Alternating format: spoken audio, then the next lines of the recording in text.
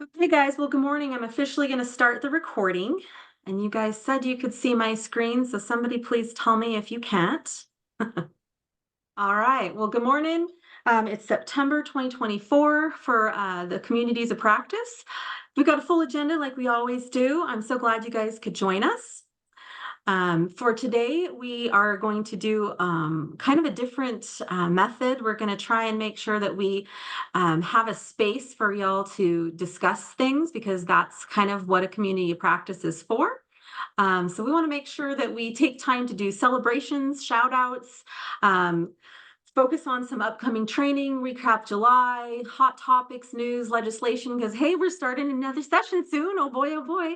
We'll go through the acquisition calendar, just to at least say it out loud and take note of, oh yeah, Susie's working on that, or Joe's working on that, or wait, Joe's not here anymore.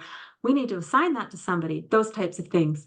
We'll do a quick PD for professional development. We're going to talk about working budgets. Last time we talked about federal budgets. This time we're going to go into the working budget concept to make sure that we all have that down, because guess what? You all are determining your carryover right now. And then we're going to go and look at a one-pager of the Uniform Grant Guidance highlights, updates, the things that we think will be most pertinent to you, not in depth, just a cherry-picked list to help you guys focus on, oh yeah, that changed. Oh yeah, that changed. And that was by your request. All right, so let's get started. And thanks again for joining. So celebrations and shout outs time. This is one of my favorite things to think about. So if you guys have things to celebrate internally, you don't have to say it out loud. You can come off mute. But it's audit season. Yay! I put a snowflake, even though it's fall, because it kind of freezes some people's soul. At least it used to for me.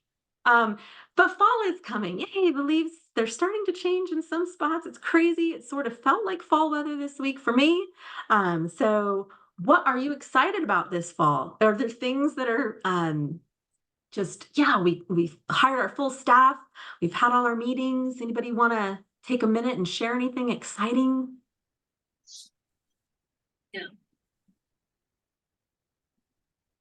Kim, did you have something to share? Well, I don't want to take too long. You guys have full access. Anybody? We got our stuff in early for our audit. That's huge. And some of you guys are going through program audits from the Department of Ed. Some of you guys, most of you guys are working through your CPA audits, and that's stressful. So that's huge. You got your stuff in. Yay. Good job. Job.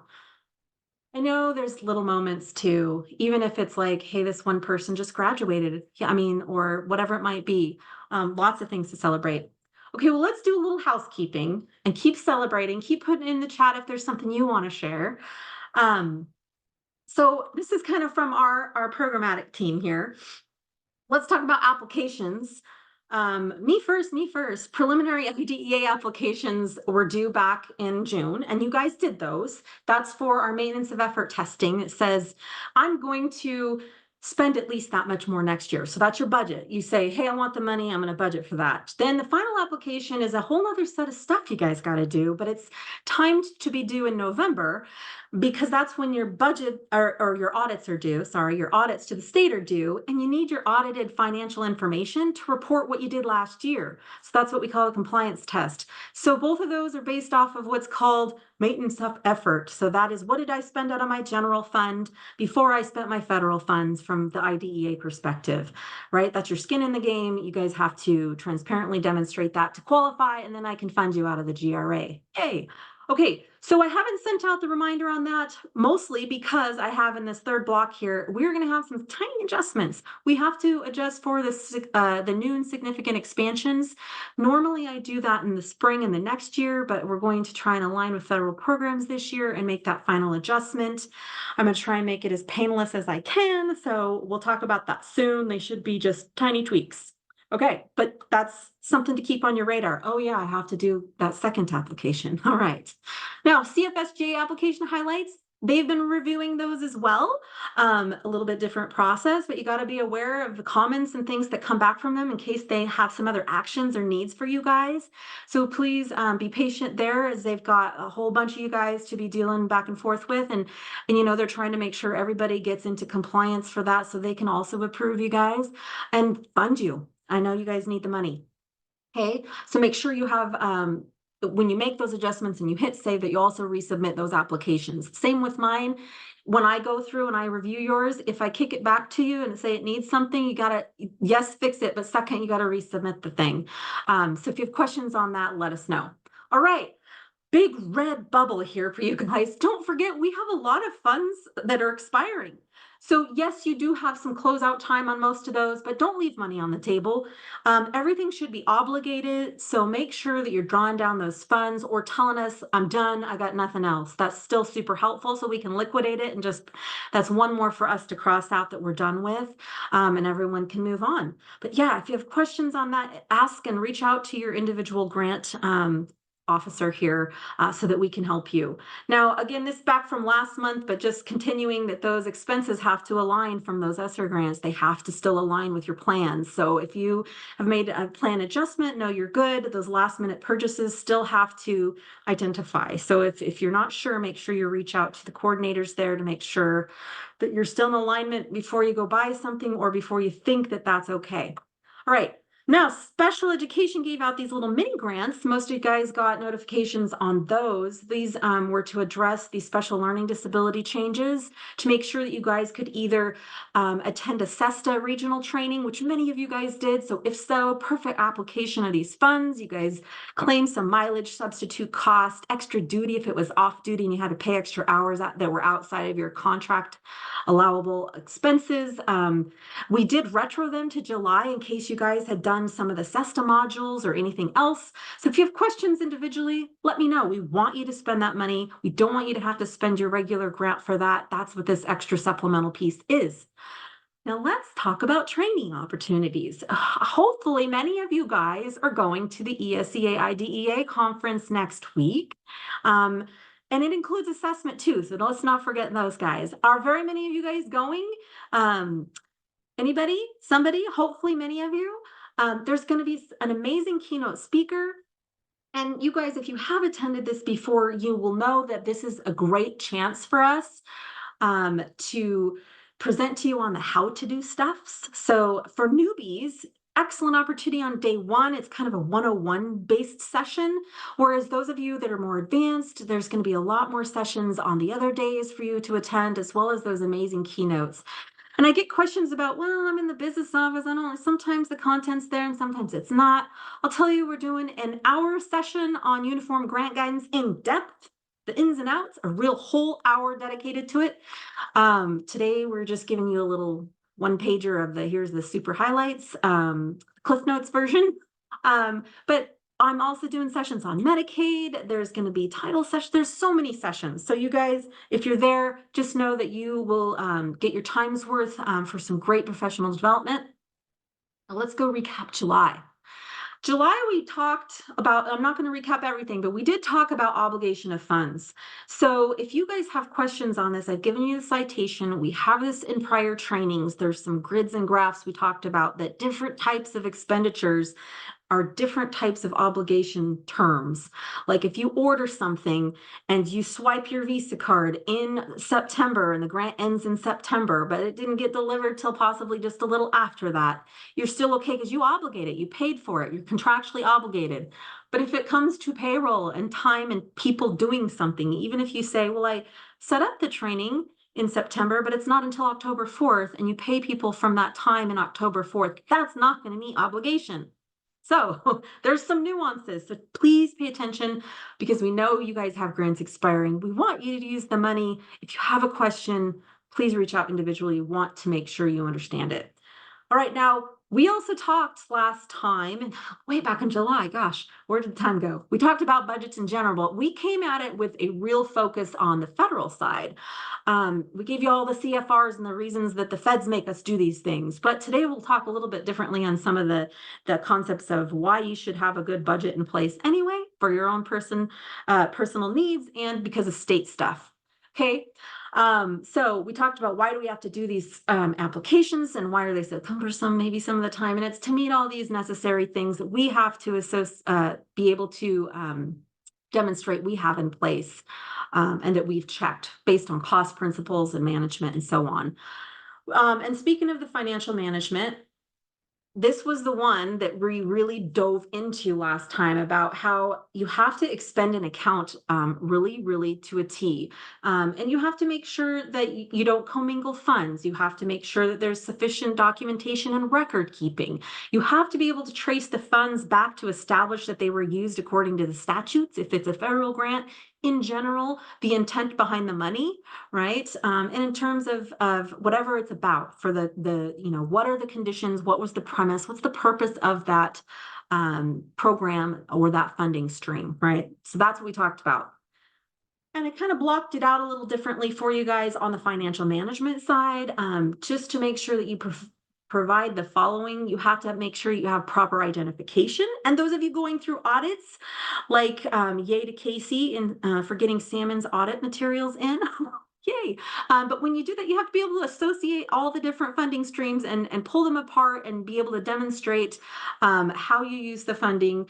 And as you guys know, when you do your audits, they put together that schedule of expenditures of federal awards, the CFA. You have to show by CFDA number that use unique identifiers, kind of the funding stream model of funding from the feds. You've got to be able to have everything accurate and current. You've got to be able to tie it out with your auditor. Okay, so that's really necessary. Hey, we talked about effective controls as well to make sure that you can account for everything and that you're safeguarding your assets. And some of the changes to Uniform Grant Guidance talks about safeguarding assets, and the changes really emphasize some of those things this year. Okay, we also talked about the comparisons, your budget to actuals, right? You have to be able to show the budget said this and I spent that. And that's why sometimes when we're going through these application processes with us, like the CFSGA and the IDEA app, when you guys are reporting against it, if you're like, hey, you budgeted it all here, and you said you spent it there, this doesn't match, we got to try and shore those up where we can and make sure that the same intent and premise is there, because we have to actually approve that programmatic intent before you spend. So that's why we're trying to make sure that all that's aligned. Everybody agrees you're still meeting the intent, even if it switched from salaries and benefits to a contracted service, because we get that. Sometimes you can't hire. And then separately too, we talked about written procedures, making sure about cost allocability, the allowability of things per program, per funding stream. And then we talked about, that was me and my IDE. I can't believe I found a picture of that. We talked about the eligibility standard that I have in my application, which is still also what they're doing in also in the CFSGA, right? They're saying the same thing. They're saying, hey, they don't have it called out as the maintenance of effort, but they're collecting it in the backside through iFarms, okay? So the same thing happens. We take a look to see how are you guys spending general funds? We know you're spending that more than the federal funds, but we take a look to see that it's adequate and accurate and goes year to year, and that means you're not supplanting. Okay, so no news is good news on that side. From the federal program side, you'd be notified. But from my side, I see it and you see it transparently if you made it or not when you budget and when you do your expenditure reporting for maintenance of effort. And that's, again, what qualifies you for those funds. Now, we talked about blended strategies last month too, blending and braiding, maybe some title funds, sometimes to overlap with IDEA funds. Just depends on the programmatic intent and if it's allowable. But if it's there, we wanted to make sure that you also had that onus of adjusting time and effort. If you guys decide to do that, those are two different cost objectives. You guys have to have an adjustment on a PAR, on that personnel activity report type of tracking system. Okay, my favorite. Let's talk about hot topics, news, and legislation. Okay, local. What do we have on the docket coming up? What's in the works? I don't know if you guys noticed, but ISBA has proposed 17 resolutions, and that's probably inaccurate by now. It's probably more, and maybe some got crossed out. But some of the ideas that had been proposed was expanding the terms, the time limits, time that you can keep those supplemental levies going, so you don't have to go out for them as often, restoring some lottery funds to help with school maintenance. And I know that was difficult with, it was an amazing, that House Bill 521 that came out, but it didn't help you guys so much with maintenance. So maybe that was another idea to help offset that. Funding safe and secure schools, recess time as instructional hours came up. That was a good one. Funding protections for schools, right? Those hold harmless pieces. And then funding for special education. Some of that comes through the state funding formula, but there's also a new proposal out there to help support really high special need costs. Many of you guys know that sometimes you'll have a kiddo move in and they come with a lot of services that you agree with need to be there. You're going to offer it no matter what, but sometimes that's very detrimental to your budget. It's a hardship. And so we're going out and asking for a chunk of money from the state, and we're going to say, hey, this is an emergency fund that we would love to be able to make available when these hardships come up. So that's a huge one that we'll be advocating and sending out more information on. And then there's another great one about supporting efforts to improve early learning. And this is just cherry picking a few. Let's pause. Does anybody have any favorites or any other things that they know of? Like, it doesn't have to be positive. I know that there's going to be more things that you're worried about too, like vouchers. We know that's probably going to come back, right? Anybody have anything they're watching they want to say anything about that they want us to watch, help report on? There's going to be a lot more. We'll keep talking about it, but these are some of the ones that I know that I've heard really good response around. So we'll keep those coming. All right, now let's talk about the state funding updates. So you guys know that Debbie Critchfield's overall budget did go up just a little, but they are trying to add to that discretionary bucket and to collapse some other pieces and just kind of reconfigure things to help be put back into the discretionary use. So you guys have the availability on the local control side to do what you need to. And then the formula changes are similar to last year, where they're really putting that emphasis on some students cost more to educate. And we want to make sure that you guys have some sort of weights in place to help you guys be able to fund those activities in maybe a more equitable distribution. And those include things like the English language learners, special education, at-risk, talented, gifted, those things, and the economically disadvantaged. We know those things cost more. And then again, here's my little 3 million. We're going for 3 million for this new special education emergency fund that you guys could dip into and say, hey, I got to send somebody to this day treatment program and it's going to cost 50,000 for one kid. I need some help. So that's what that is. We're super excited about that. Lots more to come. Okay, federal news, what's going on? Well, oh, I had this slide ready and I had to adjust it. Not this slide, the next one. But this was a reminder from last time, just highlights that we're in the proposed budget. They did actually increase some funding. They prioritized funding for early education, childcare, child welfare programs for the seniors and disabled. They did do an increase for children with disabilities. I'm not sure what it'll actually end up as because they're all held up right now and no one's agreeing on what is what. Increasing funding for charter schools. There was a lot in Biden's budget that was proposed, and then there was separately the contradiction of the Congress to say, well, thanks, but we want to do this, and that's what they're duking out right now. So we know that those funds are expiring soon, right? Their budgetary authority on September 30th, and so far they haven't enacted anything, right? So we're watching that. And policymakers have until midnight on September 30th so that we don't lapse and go into a governmental shutdown. That doesn't necessarily affect us so much, but the reason we watch it is because if they can't adopt those budgets and they haven't decided on them, that's what will be awarded next spring to award to you in July. So those things affect us. We want to know if there's a cut to title. We want to know if there's a cut to IDEA funding, or if there's going to be an increase so that we can get ready, because you guys are going to start budget season like in what, February, January, some of you, at least with your payroll structure. And so you're going to want to know what kind of funding is out there on the federal end to help support. So just a reminder over here, this is a great graphic that I found that shows that education is just a tiny little 5% of the overall. Most of it is not about us, but it does affect us. So we want to know and we want to keep tabs on where they're at. So I say continuing resolution number 1, this was a slide I had to update. It failed last night. Dang it, they tried. Speaker Johnson did try to have a vote for just temporary spending. Can we just get through and not have to shut down and then figure out all the nuances later. It did fail, not by that many, but it did fail yesterday. And so that's disappointing. There's been opposition on both sides. So as you guys may follow these things in the news, a lot of it seems to be around this proposed SAVE Act that's around proof of citizenships registering to vote. So if you see news about that, it piques your interest that you follow up on to say, did they ever figure that out? And did they ever adopt a budget? That's what we're watching. And the biggest piece about this is that the Republicans already have a 220 to 211 advantage, but that's not very many. So a lot of times they require some Democrats to vote their way as well. And I just have a reference reminder of what a continuing resolution is. It's just contemporary continue on the funding, and that's what they were trying to put together, but slightly different variation of it. We hope it goes through. We hope nothing shuts down. It's a presidential election. I would hope they don't shut down. It'd be pretty bad to do that. But let's talk about the appropriation timeline. Really, the proposed House committee, the last one that I'd seen, really still had a proposed cut to title funds by 25%.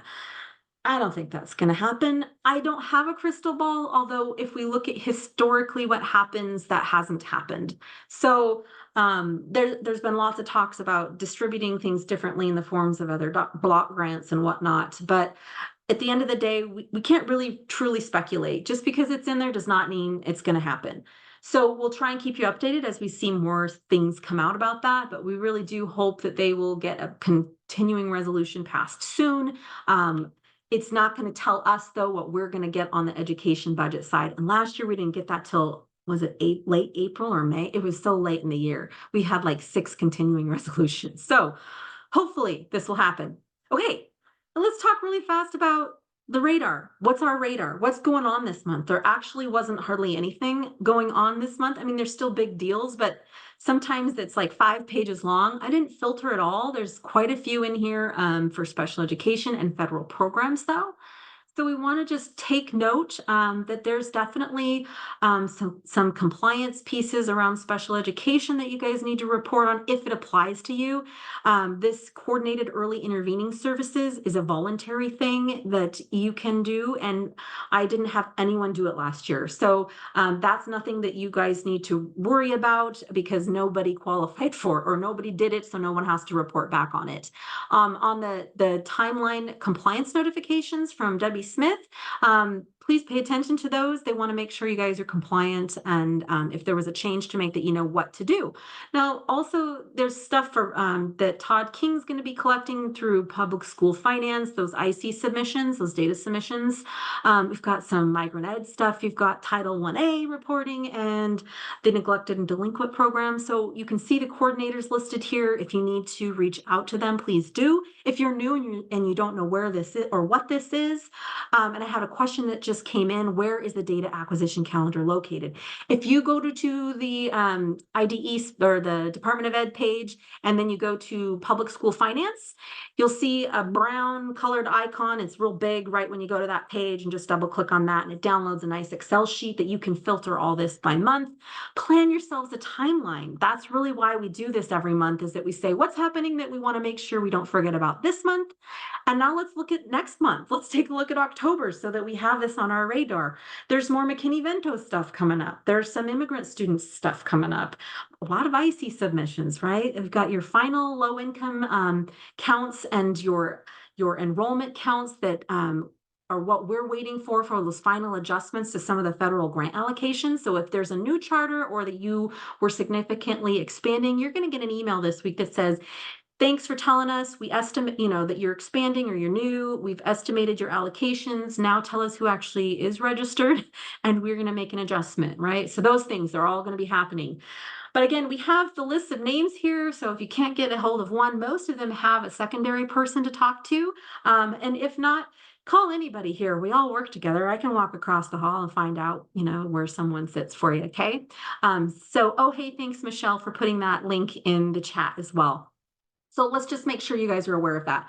Now, part 2 of October, there's some other pieces. When we get towards the end of October, some heavy hitting here. So if these all apply to you, which many of them do in the business office, please make sure that you reach out for help. Know what you're doing before you get there. Some of these are big iFarms annual financial reports. That's a huge lift.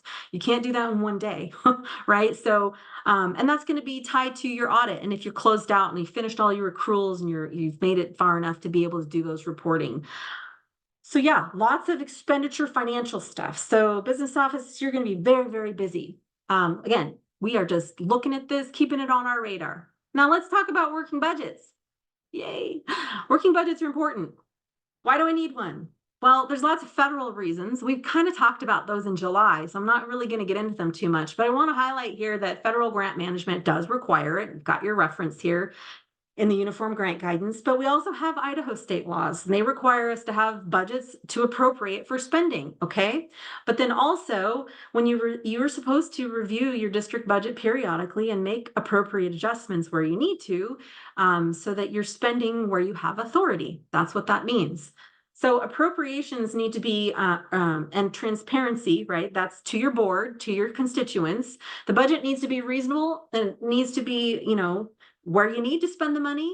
It tells us, these budgets tell us where you have things appropriated. So you can't do some programmatic thing that you don't have permission to. That's what that's meaning, in case that's a new word for you. All right, now accurate, current and complete disclosures is also a requirement, more federal stuff. Let's get into some of the actual tracking pieces. For the grants, we know that we actually really have to be able to very easily demonstrate the budgets that we've had approved for you in the form of our budgets, those budget applications. That's your appropriation permission. But then you secondarily have to have it on your own budget with your own board. But here's the CFR that talks about a comparison of the budget to the actual. You need somewhere to do that. You need to know how much money you have left. You need to also update it in your accounting system. So don't rely on the GRA. Don't rely on the CFSGA or the IDE application solely. It needs to tie out to your ledger, right? You need to make sure your accounting system, which is what drives your board reports, is accurate. You got to make sure you don't overspend something. Now I know that sometimes you guys have your wiggle room within different pieces, but in general, you want to make sure your board knows about your carryover and things like that too. So these budget adjustments, right? Those are necessary because you guys predict and do your best guess of what's going to be what in late in the spring, and then you have to have your board approve it by a certain time. But then all the accruals come in over the summer, and then maybe the carryovers and the totals that you thought you had are different.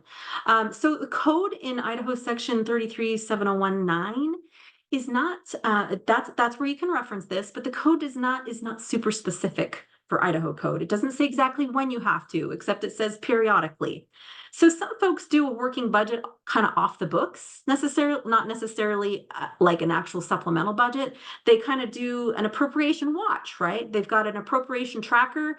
They know what their real carryovers are and they can function off of that, but they may not need to actually do a supplemental budget. So think about what's appropriate for you and when you're going to need to actually go that route. So carryover is really one of the biggest things that affects you guys because, or a major change to state school funding, that could be a change, right? But any of those unforeseen repairs that might happen, some other thing that you didn't have that capital expense budgeted and it's huge. There's been fires, there's been all kinds of things that have happened and it's not on your radar, right? So sometimes you can't predict it. You're going to have to go out for that change. But when you do, make sure that you know everything that's in 33401 because there's a lot of publication notices and other requirements that you guys have to be able to account for.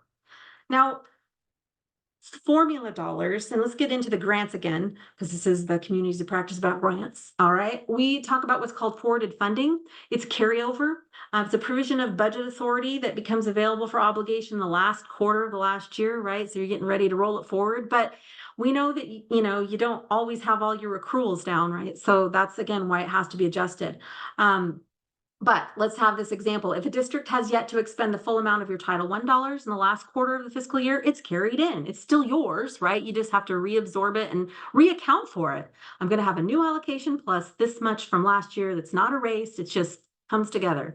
And then that's your first in, first out rule. Obviously, spend the old money first, right? And other examples, same thing, IDEA Part B, other title grants, those cross fiscal years because many of them last full blown up to 27 months.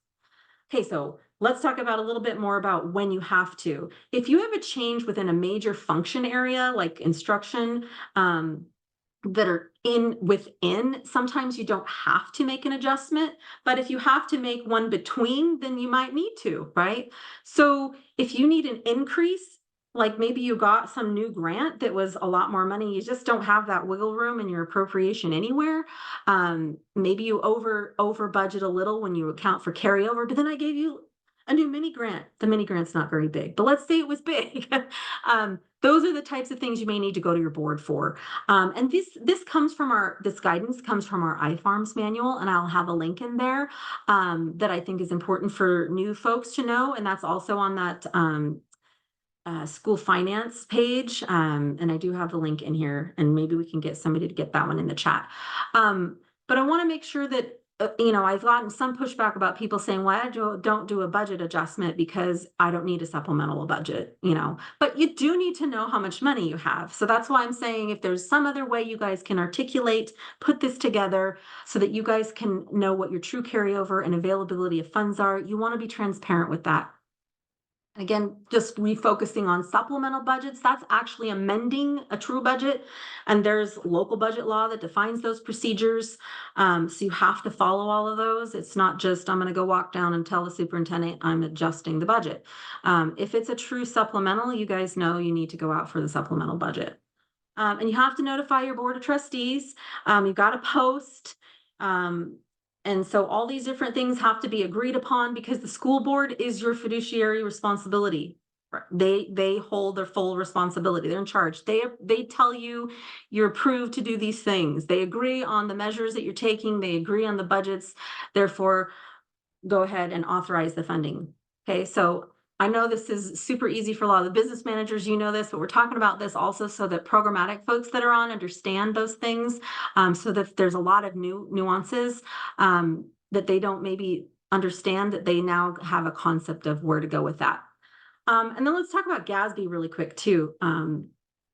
So there's been some changes about budget adjustments, but they don't change your budgeting process. And you guys know that in your financial statements, you have these supplemental information and that there's some pages that actually show that budget comparison to what you actually spent. So just some references here for some of you guys that are new. And again, that same reference in the iFarms manual talks about this. So just making you guys aware of this. We have so many new folks out there. Okay, now, in the financial statements, that's what I was talking about a minute ago. There is that budget to actual, right? So that's at the end of everything, but how are you tracking during the year? So we know you do this all at the end. Here's what actually we budgeted and here's how it showed up. But as you're going throughout the year, that's why we're talking about budgets, updated budgets, as often as you need to, right?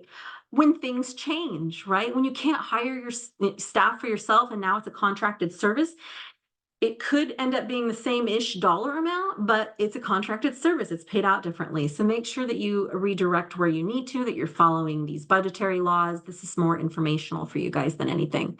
And then let's speed up a little and talk about working budget protocols, okay? So you should try and have some sort of a protocol or a process in place. How do you assign these tasks? Who's doing it? Is it the business manager just going to make those adjustments? Are most of the changes grant related? Do you have a grant accountant? Is it all one person? Some sort of something needs to tie out to the GRA. That's something we've noticed with carryovers. Sometimes I get calls that say, "Hey, I'm doing my application. I put in what my expenditures were, but it says I only have this much in carryover and I'm staring at the GRA and it doesn't match." So somewhere, one year, somewhere, something changed and accrual was processed one way or the other. And we can help you find that, or you should be able to find that too. You should be able to look back and see all the payments and say, "Oh, I know what it was. It was this one. It should have been an accrual. I didn't report it that way, probably because it was a late drawdown." those types of things. But the budget supervisor, somebody that's over the budget, needs to probably do some sort of periodic analysis to see if you tie out, right? That's just good budget practice to help you guys know where you're at, to make sure that what's available to you in the GRA is reflected on your ledger too, right? Because your board doesn't have a login to the GRA. They don't know you have an extra $100,000 sitting there. I wish everyone did, sorry. All right, so this interim reporting and this budget analysis, I know you guys do budget analysis, just make sure the budgets are accurate. Okay, now let's talk. We're going to talk about playbooks, policies, and procedures, because this is hard for me too. I'm in the process of redefining my own. I'm down a financial specialist, and as I've rotated through some folks over the years, I've each time learned that I need to identify a process or a procedure differently. We also have to make sure that we have the right internal controls. So, what are some of the challenges that you experience when it comes to developing a playbook? I'm asking this one, and we're going to talk out loud about this. And then whether or not you'd be interested in having some sort of a collaborative planned guided session for folks, maybe a webinar, maybe an offsite something somewhere hosted somehow to develop procedures. Some of you guys have had findings on internal controls and you're like, oh, well, I guess I need more help with that. What do you have? If it's some canned something you'd rather just adopt. Does anybody have any ideas about that? And then I just want to open it up for that discussion. Does anybody want to be brave and say some challenges about putting together a who does what kind of process?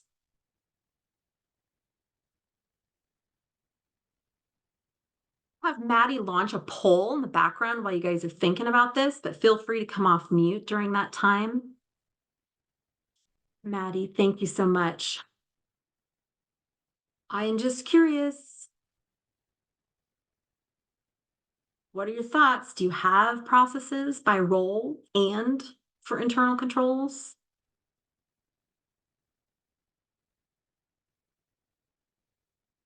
Be honest, it doesn't have your name. We're just gathering some info. But really, some folks have told me, and the reason I go here is because fiscal monitoring, right? We do fiscal monitoring, programmatic monitoring. We learn sometimes that there's one person trying to do it all, and that means it's a capacity issue. And then it's an internal control problem if it's really truly one person, right? So we've had some where we had to define a process to say you have one person in accounting. So you're going to take your bank statements to your board meeting and you're going to have a board person sign off on it. Okay. You have to have an internal control. So we work through those individually. But that's something that's just interesting to me. And I ask about inventory on this poll too, because that's one of our top findings. We are finding that people may have adopted the ISBA 7000 series, and somewhere in there it says that something about inventory, but we don't really think we have much, so we just don't do it. And we're trying to just gather intel here, like, is this something that could be helpful? There's challenges in its capacity, and we can give you a canned something to adopt when you get this finding or prior to, so that you have something in place. That's value add, right? I sure wanted an easy button. I kept calling neighboring states saying, hey, do you have this? Wasn't quite what I needed. So sometimes you can take what someone else started and you can make it your own. All right, so we have a nice, we've got quite a few coming in. We're just leaving a minute here for anyone else who wants to take the poll, and we'll just throw it up. But it's interesting to me. Just the 3 questions that we had. So far, I think sharing the results, we've got a lot of splits. We have most people saying they have a few processes, but they could use more. Yeah, and maybe just expectations. I don't have a process defined, just expectations. Are you familiar with what you've adopted for your policies and procedures? Yeah, a lot of folks are not fully aware of everything. So even if we take time to just drill into the ISBA 7000 series, right? Maybe we need to just do some modules on those. What do these mean? Do you have inventory? A lot of people says we do have one, we do adhere to it. A lot of people say we have a policy, just not a solid process. Okay, well, that's good. That's good. So we're going to end the poll and let me share the results, see if you guys can see them. Can you guys see them? I think so. And you might have to scroll down just to see what the different pieces are.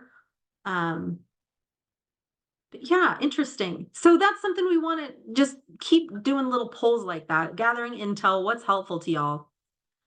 Okay, now let's jump back into just some discussion time. So is it truly mostly capacity for you guys? Would everybody agree? Anybody want to chime in on that? Like putting these processes together?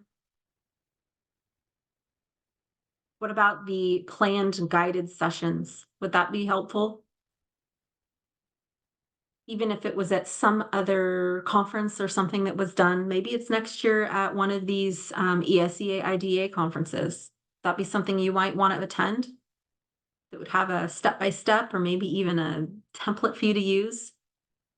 Getting a few yeses. Okay. And for those of you who are saying yes, the template, is that the easiest? Is that the best option you guys think? The best chance of adopting something or having something? I always think it is. That's just me. Um, okay. Well, this is very helpful to me. We always want to be here to help you. And you guys will see if you're there next week that we're always, the sessions we do, the content, it's there for a reason. It's to help bring people up, maybe fill in the gaps. We're going to have some other LEAs helping present, some of our folks that are willing to be bold and say, hey, this is what's working for us.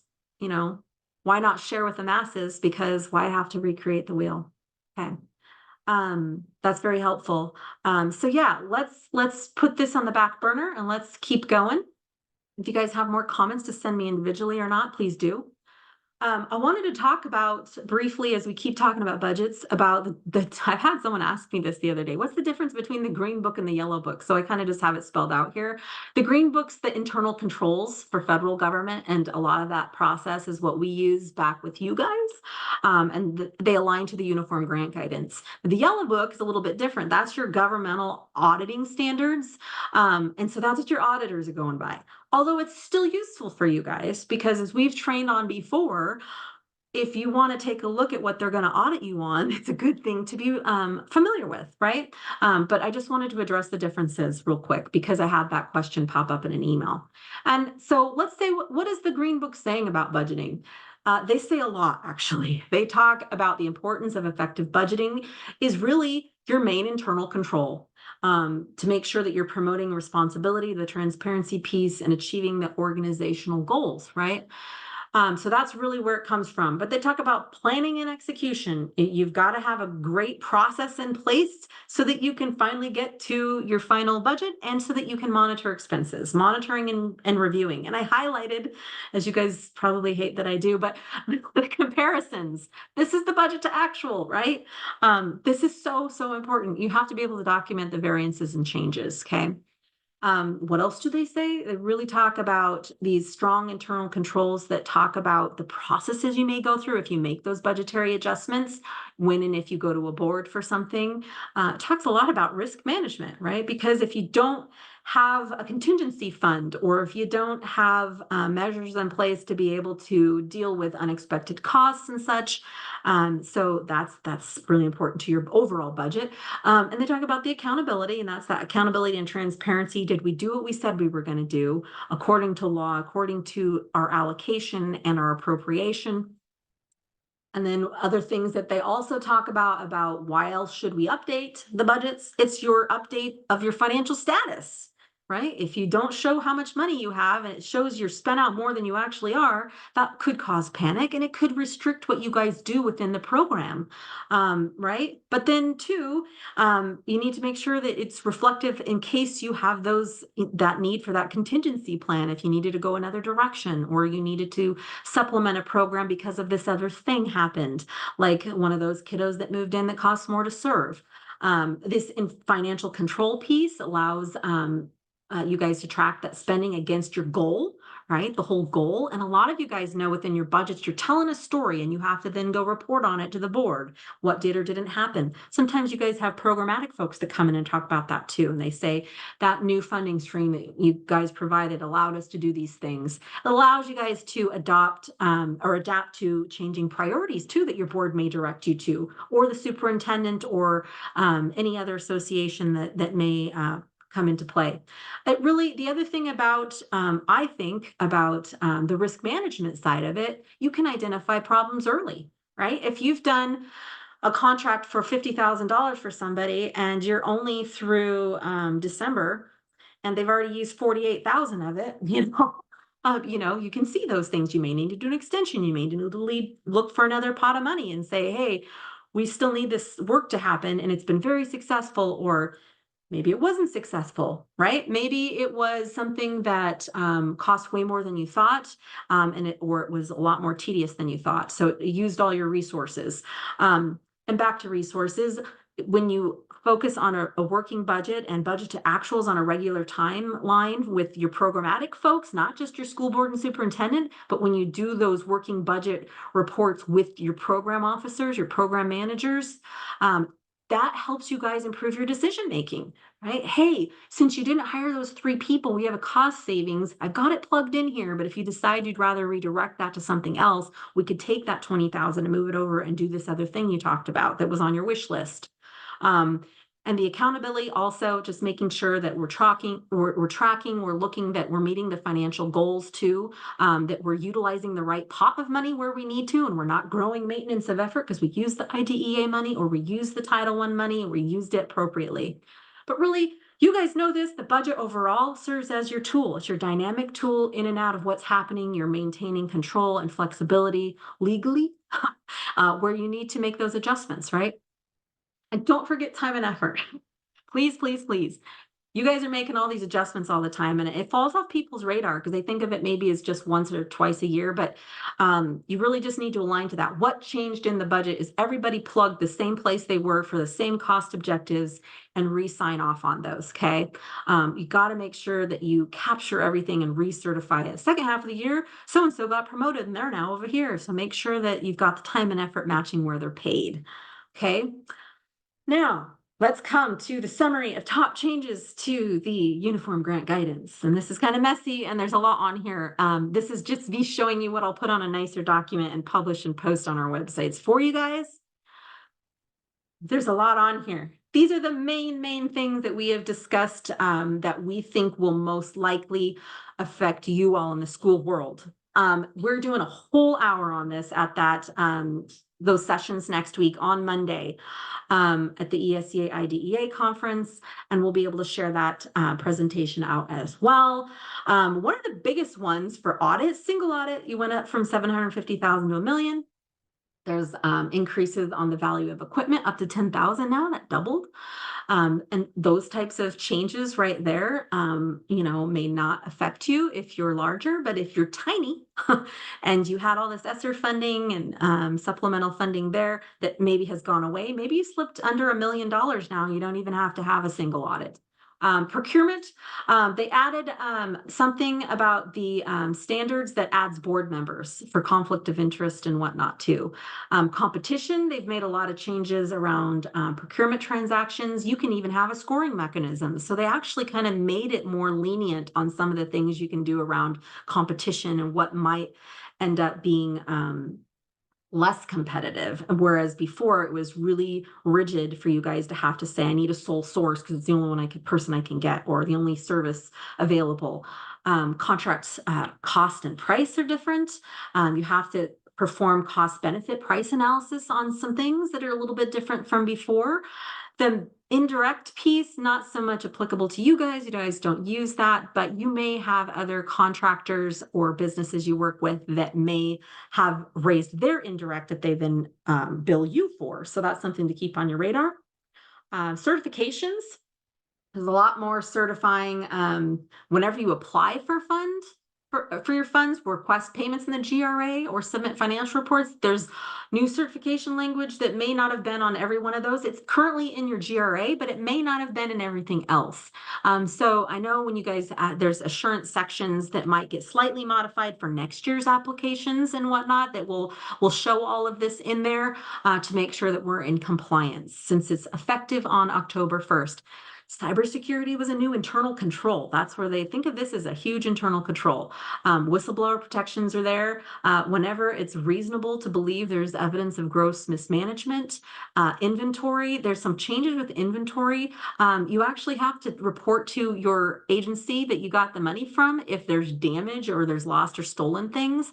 So that might be a form that we put together for you guys to click on if you had that happen, so that could serve as an easy button for you to report on. Equipment disposition. These are kind of the highlight ones that I'm going to put on a very nice page for you guys so that you can reference those just to make sure that you talk about them and that you have those systems and processes in place. Mandatory disclosure was a huge one, this credible evidence of a violation of something. And so it seems like there's, again, we talked about this in prior sessions, a broad scope of what people might think is credible evidence. So that might be something you want to define a process for internally. Like, do you have a whistleblower protection that needs to be updated? Do you have some sort of credible evidence, something or another disclosures that you could put out there for your staff to sign off on, and a way to report against it? All those different pieces just to think about. So these are kind of the main ones that would apply to you. There's more than this, but this is the main components that are either new or different or that may affect you. And I know I've talked about this before, but the equipment change, if you guys determine that you readopt a higher threshold for the equipment, equipment isn't subject to indirect cost, right? So, but if your new equipment threshold isn't upped until $10,000 now, let's just say you adopt that. That means anything under that is subject to indirect costs. So all those things would affect your budget, right? Because maybe your indirects go up for certain, so those things are just fluidity you need to think about in the future about if we make those changes and we adopt a higher threshold similar to what this new uniform grant guidance is. I'll need to make budgetary changes. And that's something to talk about with your superintendent, with your executive teams, and then probably with your board to adopt those changes if you do go that route and adopt different thresholds. Many of you guys are not even at the 5,000. That was the last update. A lot of you folks I know from monitoring that you're still down at 3,500 for the equipment level. And then equipment disposition, this last one on here is a really important one. There's a lot of things that we'll talk about next week more in depth about unopened inventory and things that you may be able to retain or sell the supplies, even if it came from these federal sources. We all know sometimes we bought more than we needed. So just more leniency there. So really important for you guys. All right. So that's the one pager. What kind of questions do we have? I feel like I talked at you a lot. If you're thinking of one, just want to highlight a couple changes. We have a couple openings here for public reporting and for contracts and fiscal support for me. But check out on our website for any of those openings if you know anybody. But back to if you guys have questions, what could we do to make these communities of practice more useful? Sometimes we're quiet. I know it's scary on the recording piece, so we're still considering whether or not to do breakout sessions without recordings. Anybody else have anything they want to talk about? Working budgets or anything else under the sun?